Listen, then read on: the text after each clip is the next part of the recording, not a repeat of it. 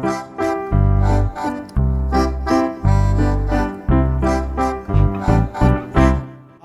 साथ सीखें।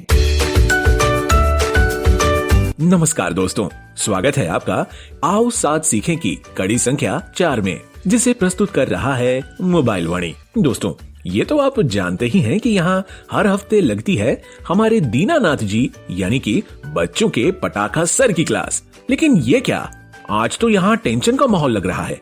शायद तारा कुछ परेशान है। चलिए जानते हैं कि क्या इस प्रॉब्लम का हल पटाखा सर के पास है या नहीं।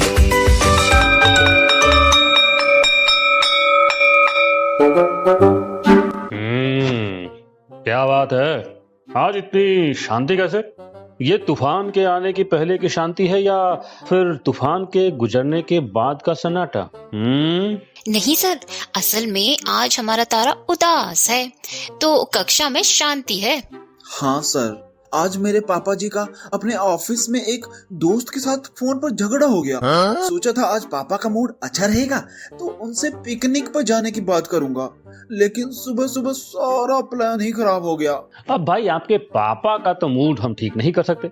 कई बार ऐसा होता है कि ऑफिस में किसी तरह की समस्या आ जाए तो बातचीत खराब हो जाती है, इसलिए जरा ध्यान रखना चाहिए। बस ध्यान रखना चाहिए? क्या ध्यान रखना चाहिए सर? ध्यान रखना चाहिए कि मुश्किल हालातों का सामना कैसे किया जाए, और अगर कोई दिक्कत आ गई है तो उस हालात में बात कैसे करें। बस। तो फिर बताइए ना सर, बात कैसे करें?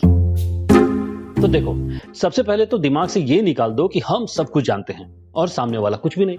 ये ध्यान रखो कि काम हर कोई करता है, बस सबकी परिस्थितियां अलग अलग होती हैं। ऐसे में कभी कभी काम पर परिस्थितियों का असर दिखता है। जैसे कोई खुश होकर काम करेगा तो उसका बातचीत अपने ऑफिस में खुशनुमा रहेगा, और अगर कोई मुश्किल हालात में काम कर रहा है तो कहीं ना कहीं उसके बर्ताव से ऑफिस के लोग दुखी हो सकते हैं। तो ऐसे में क्या करना चाहिए? ऐसे हालात में हमें 3 बातों का ध्यान रखना चाहिए। पहली बात, व्यवहार पर नहीं, इरादे पर ध्यान दें।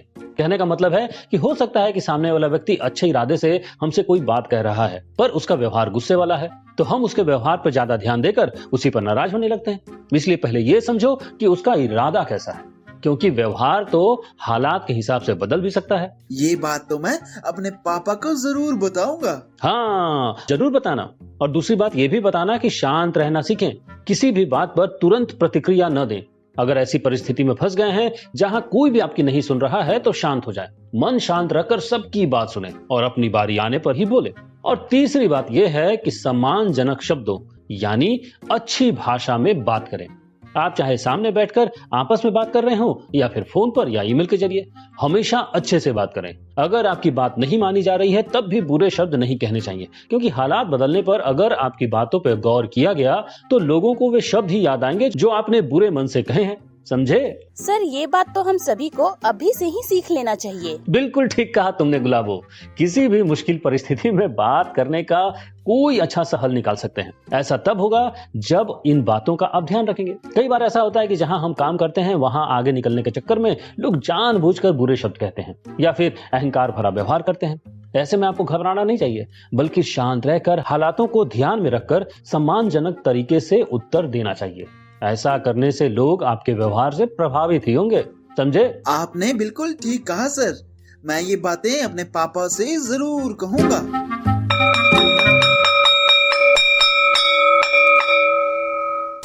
दोस्तों, उम्मीद है आपने भी हमारी बातें ध्यान से सुनी होगी। तो बताइए कैसा लगा आपको ये प्रोग्राम और क्या सीखा आपने। अपनी बात रिकॉर्ड करने के लिए फोन में अभी दबाएं नंबर 3